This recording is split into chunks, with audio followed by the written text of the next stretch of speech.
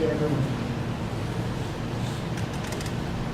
I would like to say that your presence here is a gift for us.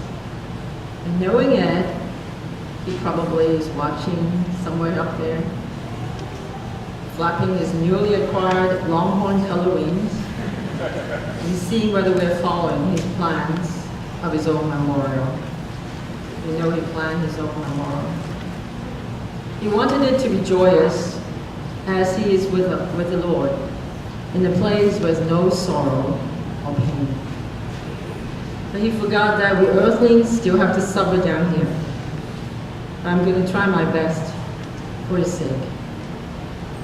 Last week, when I was putting together pictures for the slideshow, I rediscovered this big envelope full of letters that Ed gave me while he was in Chicago. I remember I once expressed to him my doubts about marriage in general. And so, he sent me back this 8-page thesis of a letter, analyzing our 6 years of romance, putting them in stages, explaining the positive changes he had made for every stage, and delineating the 6 characteristics that would make him a good husband and father. First, he said he was loyal, and sure that I had no doubts about that. And then he's not selfish, and he's proud that it's a gift to him from God. Then he's willing to take advice from people and make improvements. He's also very considerate and generous. Lastly, he loves people and children. I was sold, and I married him the next year. I read this to Michelle while I was preparing for this eulogy. She laughed and agreed that it was an accurate portrait of her dad, and then some. When we first got married, Ed asked me what my 3 wishes were.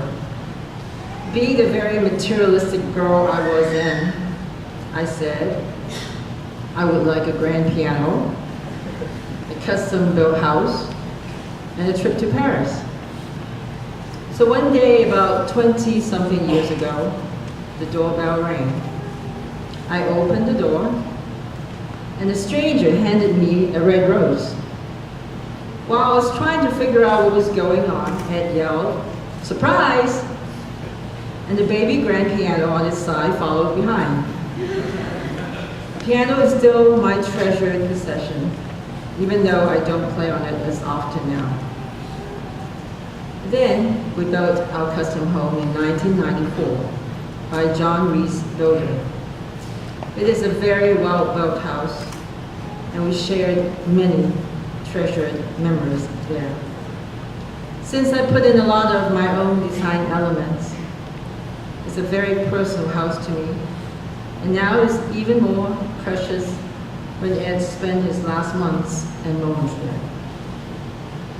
Ed fulfilled my last wish in 2001, when our family went on a European vacation and I visited Paris. Ed is indeed generous to a fault, and also a good provider. But I found new qualities in him that he didn't put into his resume. After we were married, he felt that all decisions should be joint decisions of the family. So numerous times, he gave up good opportunities to his career for his daughter's sake and for my sake, so we could have stability, especially when Michelle was a teenager. He put his family first and foremost in all decisions, and always looking out for our welfare. Many years ago, when my mother was sick, Ed took her to all the doctor's appointments because he said he had a more flexible schedule. And for 12 years, he was my sous chef, preparing all the food for me to cook for my dad before he left for nursing home. A few years ago, my health dwindled due to stress and overworking. my friend gave me this recipe of a chicken soup with Chinese herbs that helped strengthen me. So Ed made me this herbal chicken soup every Saturday for 2 years until my health recovered. This recipe is still our family favorite, and just the aroma from the soup reminded me of him and his sacrificial offering. I have never been loved so well by a man in my life. It is giving and forgiving, a love that is totally unconditional. Lots of people thought we had a perfect marriage, but anyone who's married knew there's no such thing as a perfect marriage, as we are all imperfect people. What we had was genuine love and devotion, and most importantly, total commitment towards each other and towards God. Because of Jesus Christ's sacrificial love for us, He enabled us to love one another. He is the source of love, and the only love that will bring inner stability we need to live in this ever-changing world.